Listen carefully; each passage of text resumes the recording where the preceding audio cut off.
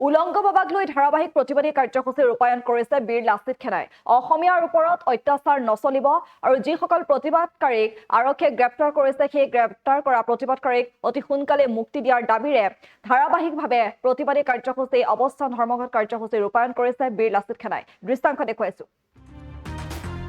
আৰু উলংগ বাবাক লৈ এনেদৰে ধৰ্মঘট কাৰ্যসূচী ৰূপায়ণ কৰিছে ধাৰাবাহিকভাৱে বীৰ লাচিত সেনাই। শেহতীয়াকৈ যোৰহাটত যি জৈন ধৰ্মৰ দুগৰাকী সাধুৱে নগ্ন হৈ ভ্ৰমণ কৰিছিলে তাৰ বিৰুদ্ধে বিভিন্নজনে প্ৰতিবাদ সাব্যস্ত কৰা পৰিলক্ষিত হৈছিলে, প্ৰতিক্ৰিয়া ব্যক্ত কৰিছিলে। আলফা স্বাধীনেও গ্ৰেপ্তাৰ কৰা লোকসকলক প্ৰতিবাদকাৰীসকলক অতি সোনকালেই মুকলি কৰি দিয়াৰ যিহেতু প্ৰেছ বিজ্ঞপ্তিও জাৰি কৰিছিল আৰু তাৰ সমান্তৰালকৈ ধাৰাবাহিকভাৱে বীৰ লাচিত সেনাও এনেদৰে প্ৰতিবাদ সাব্যস্ত কৰি আছে।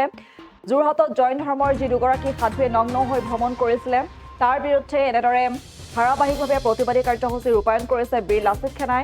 বীৰ লাচিত সেনাৰ যিটো ৭গৰাকী কৰ্মীক গ্ৰেপ্তাৰ কৰি জেল হাজতলৈ প্ৰেৰণ কৰা হৈছিলে আৰু এই ঘটনাৰ বিৰুদ্ধে আৰু জেললৈ প্ৰেৰণ কৰা কৰ্মীসকলক শীঘ্ৰেই মুক্তি দিয়াৰ দাবীত শিৱসাগৰত এনেদৰে বীৰ লাচিত সেনাই ৫ ফেব্ৰুৱাৰীৰ পৰা দিনে নিশাই অব্যাহত ৰাখিছে এনেদৰে অৱস্থান ধৰ্মঘট কাৰ্যসূচী।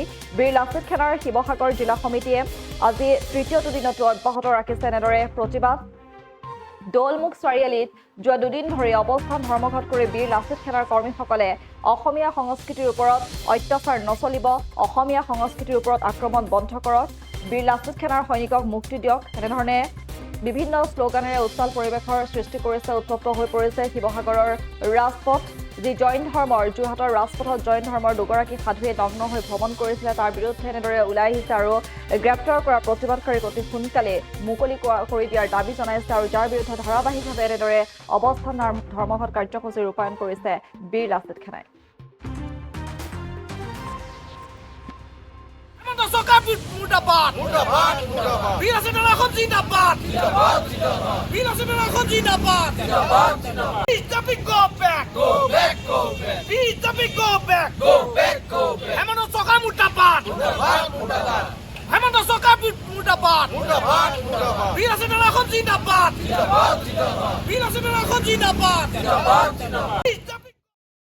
বৰ্তমান অসমৰ সকলো ৰাইজৰে জ্ঞাত যে আজি কিছুদিনৰ আগত আচলতে এটা বিশেষ সম্প্ৰদায়ৰ কিছু লোকে দুজন উলংগ বাবাক আচলতে ৰাজপথক আচলতে তেওঁলোকে প্ৰচেছন কৰাইছিলে আৰু তাৰ ফলস্বৰূপে আমাৰ বীৰ লাচিত সেনাৰ কেইবাজনো সৈনিকৰ লগতে ভালেকেইজন ব্যক্তি আচলতে প্ৰতিবাদ সাব্যস্ত কৰিছিলে যোৰহাটত আৰু তাৰ ফলস্বৰূপে কিন্তু আমি পৰৱৰ্তী সময়ত দেখা পোৱা যে বীৰ লাচিত সেনাৰ ৫জন সৈনিকৰ ধৰি আৰু দুজন ব্যক্তিক ইতিমধ্যে চৰকাৰে ভুৱা গোচৰত গ্ৰেপ্তাৰ কৰি জেললৈ প্ৰেৰণ কৰিছে আৰু তাৰ প্ৰতিবাদ স্বৰূপে আমি আজি বীৰ লাচিত সেনা শিৱসাগৰ জিলা সমিতিয়ে শিৱসাগৰ সদৰত আমি এক প্ৰতিবাদী অৱস্থান ধৰ্মঘটী কাৰ্যসূচী গ্ৰহণ কৰিছোঁ। এইকাৰণে অৱস্থান ধৰ্মঘট কাৰ্যসূচী গ্ৰহণ কৰিছোঁ যে অসম চৰকাৰে কিন্তু কোনো ধৰণৰ সদিচ্ছা প্ৰকাশ কৰা নাই যে এই আচলতে ভুল কাৰ হৈছে সেইটো আচলতে তেওঁলোকে বিচাৰ কৰা নাই। তেওঁলোকে এই বিচাৰ কৰা নাই যে আচলতে বৰ্তমান সময়ত এই ২১ শতিকাত আচলতে ৰাজপথত উলংগভাৱে আচলতে প্ৰচেছন কৰিব লাগে নে বিজ্ঞান সভ্যতাৰ যুগত আমি থকা মানৱে আচলতে আজি সমাজ ব্যৱস্থা আঁকোৱালি ল'ব লাগে। গতিকে আমি চৰকাৰক ইয়াৰ বাবে ধিক্কাৰ জনাইছোঁ আৰু অতি শীঘ্ৰে আমাৰ বীৰ লাচিত সেনা যি ৫জন সৈনিককে আদি কৰি মুঠ ৭জন সৈনিকক গুৱাহাটী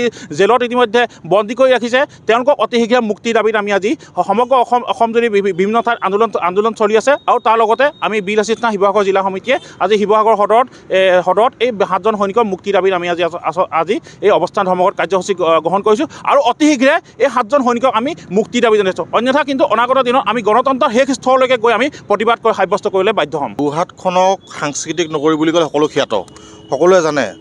ইমান অসমখন সভ্যতা সংস্কৃতি শৈক্ষিক মানুহেৰে ভৰপূৰ এডোখৰ ঠাইত কোনোবা জৈন ধৰ্মাৱলম্বী কোনোবা বাবা দুজনমান উলংগ হৈ শোভাযাত্ৰা কৰিব, তাত অসমীয়া মানুহে হাত সাৱৰি বহি থাকিব নেকি? তাৰ বিৰুদ্ধে বীৰ লাচিত সেনা অসমৰ সৈনিকসকলে প্ৰতিবাদ কৰিছে আৰু অসম আৰক্ষী প্ৰশাসনে বিভিন্ন ধৰণৰ ভুৱা গোচৰত তেওঁলোকক জাপি জেল হাজতলৈ প্ৰেৰণ কৰিছে। এইটো কেতিয়া আমি মানি ল'ব নোৱাৰোঁ। অসমৰ খিলঞ্জীয়া মানুহৰ সাংস্কৃতিক পৰম্পৰা ঐতিহ্য ধ্বংস কৰিব চেষ্টা কৰিব আমি কেতিয়াও সহ্য কৰিব নোৱাৰোঁ। আৰু এতিয়া বিজ্ঞান প্ৰযুক্তিৰ দিন, মানুহ গৈ চন্দ্ৰত গৈ মংগল গ্ৰহত গৈ খোপনি পুতিছে, তাত গৈ পৰীক্ষা কৰিছে যে মানুহ থাকিব পৰা ব্যৱস্থা হ'ব নেকি। তেনে সময়ত সেই আকৌ পুনৰ আদিম যুগলৈ গৈ কোনোবা উলংগ হৈ মানুহ ঘূৰি ফুৰিব আৰু পাছে এটা সমতল যাব, কিন্তু সহ্য কৰা বিষয় নেকি? তেতিয়া যদি উলংগ হৈ ঘূৰি ফুৰিছে তেওঁলোক আগে যে স্কৰ্পিঅ' চাফাৰী দুখনমান ঘূৰি ফুৰিছে তেতিয়াহ'লে এইবোৰ বাদ দিব লাগে। গৰু গাড়ীলৈ যাব লাগে, গৰু গাড়ীত আহক, তেওঁলোকে ঘোঁৰা গাড়ীত যাওক, অতীতলৈ ঘূৰি যাওক। আগত চাফাৰী স্কৰ্পিঅ'লৈ ঘূৰি ফুৰিব আৰু পাছে উলংগ হৈ তেওঁলোক শোভাযাত্ৰা কৰিব, এইটো মানি ল'ব পৰা বিষয়।